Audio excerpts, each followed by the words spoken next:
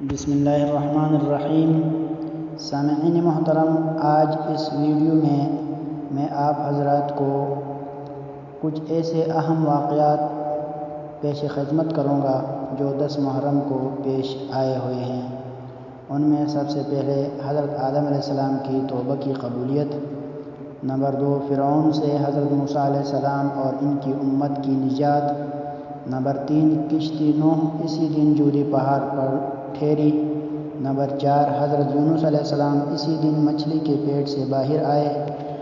Number 5 یوسف علیہ السلام کا کنویں سے نکلنا، نمبر 6 حضرت عیسیٰ علیہ السلام کی ولادت اور آسمانوں کی طرف اٹھایا جانا اسی دن میں ہوا، نمبر 7 حضرت داؤد علیہ السلام کی توبہ اسی دن قبول ہوئی،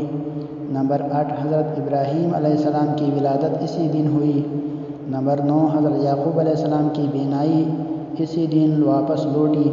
نمبر 10 اسی دن میں جناب رسول اللہ صلی اللہ علیہ وسلم کی اگلی پچھلی لغزشیں حق تعالیٰ نے معاف کر دیں۔ یہ 10 واقعات شارح بخاری علامہ عینی رحمۃ اللہ علیہ نے ذکر کیے ہیں۔ اس کے علاوہ بعض کتب میں اور بڑے بڑے واقعات کو بھی شمار کیا ہے جو عاشورہ کے دن ہوئے۔ چند یہ ہیں: نمبر 1 حضرت آدم علیہ السلام کا نبوت کے لیے منتخب ہونا، نمبر 2 حضرت ادریس علیہ السلام کا آسمانوں کی طرف اٹھایا جانا، نمبر 3 حق تعالیٰ کا حضرت ابراہیم علیہ السلام کو خلیل بنانا، نمبر 4 حضور صلی اللہ علیہ وسلم کا حضرت خدیجہ رضی اللہ تعالی عنہا سے نکاح بھی اسی دن ہوا،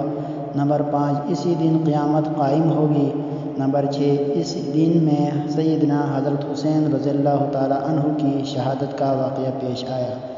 یہ چند باتیں نزہۃ البساطین میں لکھے ہوئے ہیں اور یہ وہ اہم واقعات ہیں جو 10 محرم الحرام کو پیش آئے ہوئے ہیں۔